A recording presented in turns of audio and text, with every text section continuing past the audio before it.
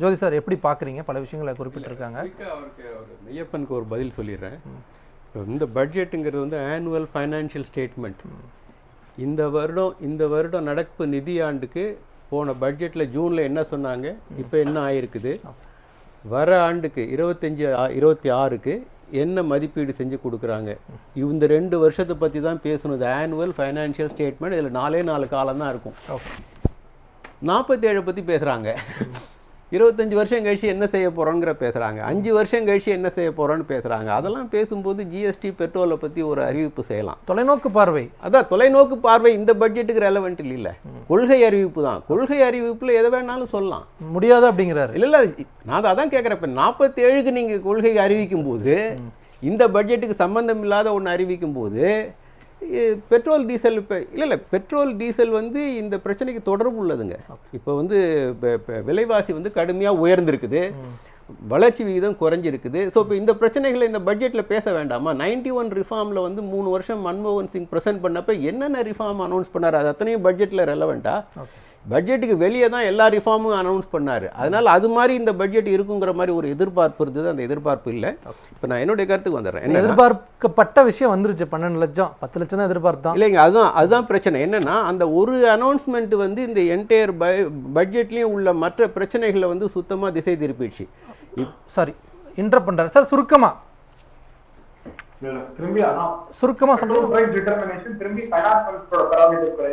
என்னோட அண்ணனுக்கு நல்லா தெரியும். பெட்ரோல் பிரைஸ் டிட்டர்மினேஷனுக்கான ஒரு ஃபார்முலேஷன் இருக்கு, அதற்கான ஒரு குழு இருக்கு, அவர் டிட்டர்மின் பண்ணுவாங்க. அத மறுபடியும் ஃபைனான்ஸ் மினிஸ்டர் வந்து பட்ஜெட் அன்னைக்கு தாக்கல் செய்வார்கள். அப்படின்னா இந்தியாவோட ஹிஸ்டரியில இன்னைக்கு வரைக்கும் ஒரு மினிஸ்டர்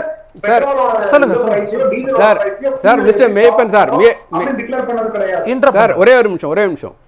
நிறைய கிரெடிட் ஸ்கீம்ஸு, கேரண்டி ஸ்கீம்ஸ் எல்லாம் அனௌன்ஸ் பண்ணாங்க. இதுக்கெல்லாம் ₹1 கூட இந்த பட்ஜெட்டில் ஒதுக்கீடு செய்யலை. இப்போ சார் சொன்னார், எம்எஸ்எம்இக்கு போன பட்ஜெட்டில் கொடுத்த கடன்லாம் யாரும் வாங்கலை, அதில் சிக்கல்கள்லாம் இருந்தது, அதை வந்து இன்னும் ரிலாக்ஸ் பண்ணுறாங்க அப்படிங்கிறாங்க. அப்போ அது வந்து வங்கிகள் கொடுக்க வேண்டியது. இந்த பட்ஜெட்டில் ₹1 கூட அதுக்கு ஒதுக்கலை.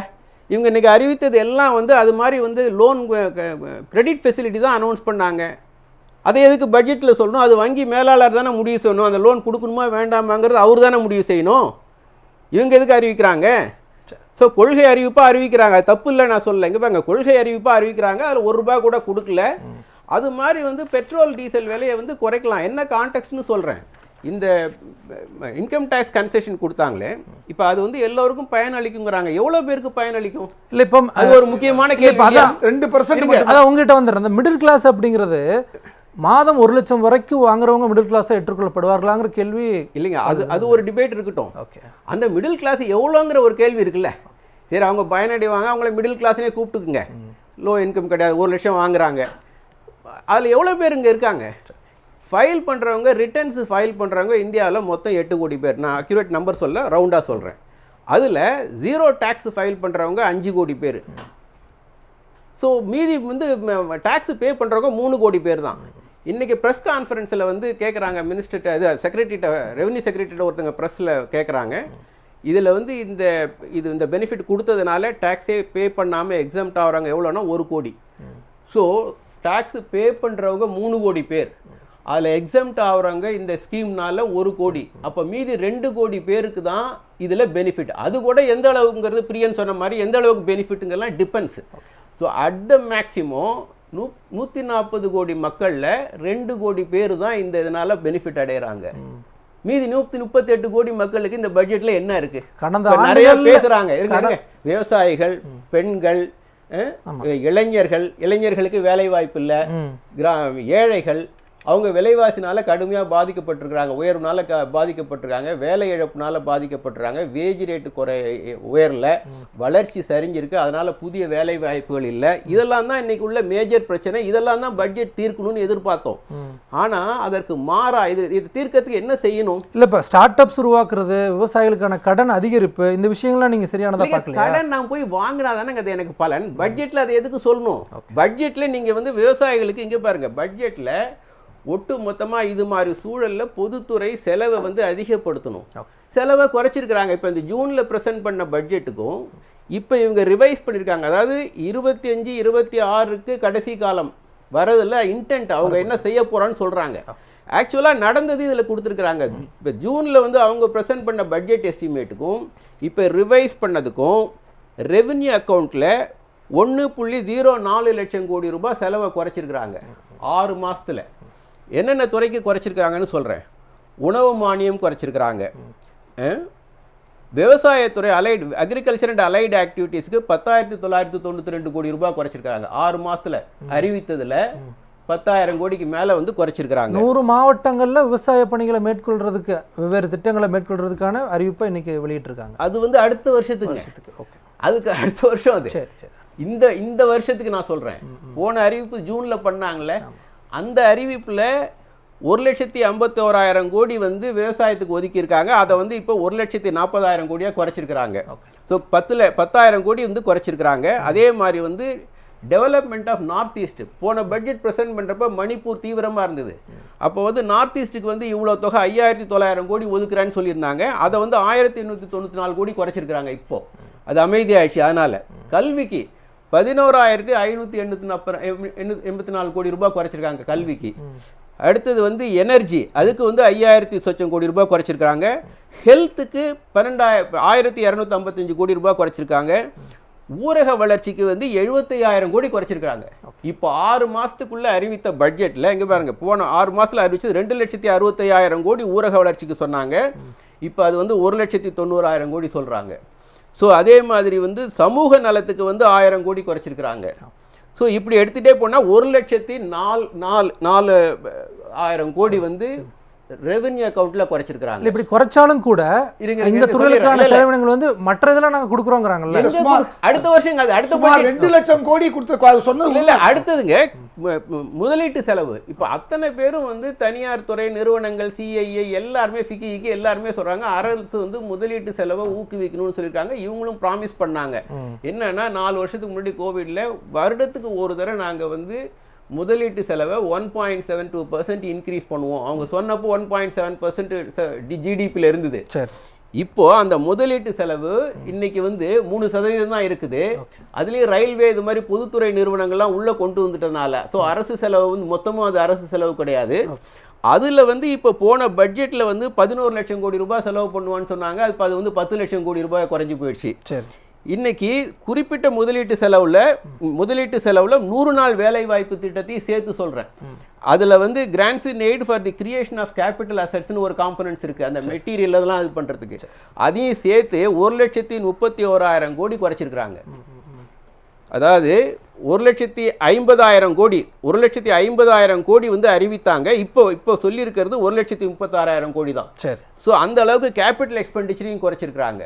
ஸோ இந்த அளவுக்கு வந்து செலவை குறைச்சிட்டு எல்லா துறைகள்லையும் வந்து கட் பண்ணிட்டு இதில் தான் வந்து விவசாயிகள் வராங்க, பெண்கள் வராங்க, கல்வி, ஊரக வளர்ச்சி, அர்பன் டெவலப்மெண்ட், இது எல்லாத்துக்கும் கட் பண்ணியிருக்காங்க. பட் இந்த பிரிவுகள் தான் வந்து நாங்கள் மேம்படுத்துறதுக்கான விஷயத்தை வந்து தனித்துவமாக பண்ணுறோங்கிறாங்க. இல்லை அதுதான் ஜீவன். இங்கே பாருங்க 25-26க்கு இப்போ அவங்க செஞ்ச அறிவிப்பெல்லாம் 25-26க்கு அதுக்கு இன்னும் ₹1 கூட ஆரம்பிக்கல. அது வந்து ஏப்ரலுக்கு அப்புறம் தான் அது நடக்கும்.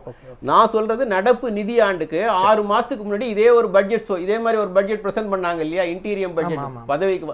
அந்த பட்ஜெட்டோட ஃபைனல் ஃபிகர் இப்போ வந்திருக்கு. இப்போ ஆக்சுவலா என்ன செஞ்சிருக்காங்க அதுல ஆக்சுவலா என்ன செஞ்சிருக்காங்கன்னா இது மாதிரி அக்ராஸ் த போர்டு குறைச்சிருக்காங்க.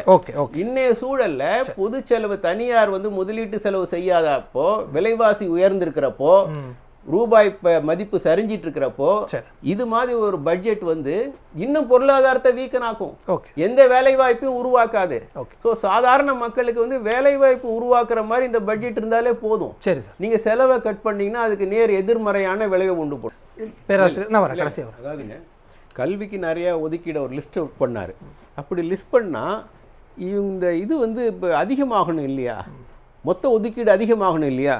11,000 கோடி வந்து எதுக்கு குறையுது இந்த ஆண்டுக்கு, இப்போ நடப்பு நிதி ஆண்டுக்கே குறையுது. ஒன்று ஸ்பெசிஃபிக்காக சொல்கிறேன், ஐடிஐ அப்கிரேடேஷன் ஸ்கீமுக்கு குறைச்சிருக்கிறாங்க இந்த ஆண்டு. போஸ்ட் மெட்ரிக் ஸ்காலர்ஷிப் ஃபார் எஸ்சிஸுக்கு குறைச்சிருக்கிறாங்க. PM young achievers scholarship award for vibrant India for OBCs, EBCs and DNT இது குறைச்சிருக்கிறாங்க. ஸோ நீங்கள் மற்ற ஸ்கீம்ஸ்லாம் ஐஐடிலாம் சொன்னீங்களா, அப்போ அதிகமாக இருக்கணும் இல்லையா, குறைஞ்சிருக்குது. ஒன்று. ரெண்டாவது, யூபிஏ பீரியடுக்கெலாம் போகிறாரு. மாநிலங்களுக்கு குறைஞ்சிருக்குங்கிறது நம்ம சொல்கிறது.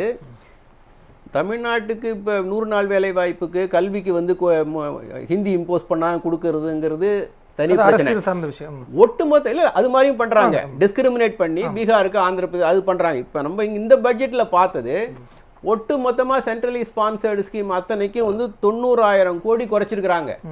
இந்த பட்ஜெட்ல 6 மாசத்துக்கு முன்னாடி இவங்க சொன்னதை குறைச்சிருக்காங்க. எல்லா மாநிலங்களும் யூபிஏ பீரியட்லாம் எல்லா மாநிலங்களுக்கும் இல்ல அது 90,000 கோடி மட்டும் இல்ல. அதுல வந்து ஒன்றிய அரசு இந்த 90,000 கோடி 60%, மாநில அரசு இதை கொடுத்திருந்தா இதை பட்ஜெட்ல சொன்னபடி செலவு பண்ணியிருந்தா மாநில அரசு அதுல 40% செலவு பண்ணுவாங்க. அவங்க ஒரு 36,000 கோடி 1.25 லட்சம் கோடி பொது செலவை கட் பண்றீங்க.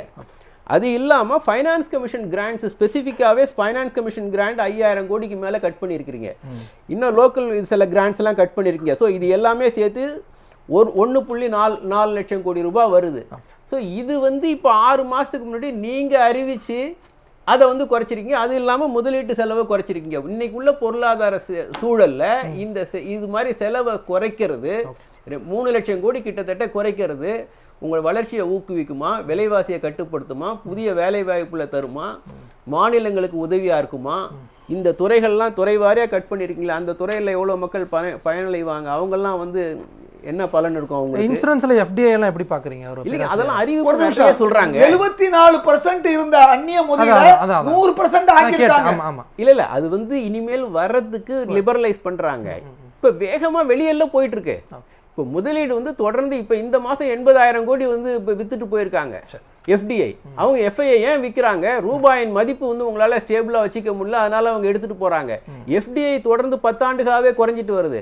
தனியார் முதலீடு இல்லை. ஸோ அரசு முதலீடும் இப்படி வந்து ரொம்ப மோசமாக போயிட்டு இருக்குங்கிறது தான் நம்மளுடைய வருத்தம். இதேதுல்லா சார் சொன்னது தான். அதாவது ஒட்டுமொத்த 67 ஆண்டுகால காங்கிரஸ் உள்ளிட்ட பல்வேறு ஆட்சிகள் இருக்கக்கூடிய காலகட்டங்களும் வாங்கின கடனும் இந்த 10 ஆண்டுகள் வாங்கின கடனும் இல்லை அதெல்லாம் போக வேண்டாம். ஒப்பிடலாம். நான் கேட்கறது இப்போ இந்த குறைவெல்லாம் வந்து நிதியமைச்சர் 6 மாசத்துக்கு முன்னாடி அறிவித்த பட்ஜெட்ல அவங்க சொன்னது. அவங்க சொன்னதிலிருந்து 2.88 லட்சம் கோடி ரூபாய் இப்ப இந்த நடப்பு நிதி ஆண்டுக்கு குறைச்சிருக்காங்க. இதை பத்தி பேசுறோம். இதுக்கே யூபிஏ பீரியடுக்குலாம் போகணுங்கிறேன். இவங்க அறிவித்தது இப்ப குறைச்சிருக்காங்க. ஓகே சார், என்ன சூழல்ல குறைக்கிறாங்க இந்த பட்ஜெட் அப்படிங்கிற கேள்வியை முன்வைக்கிறீங்க.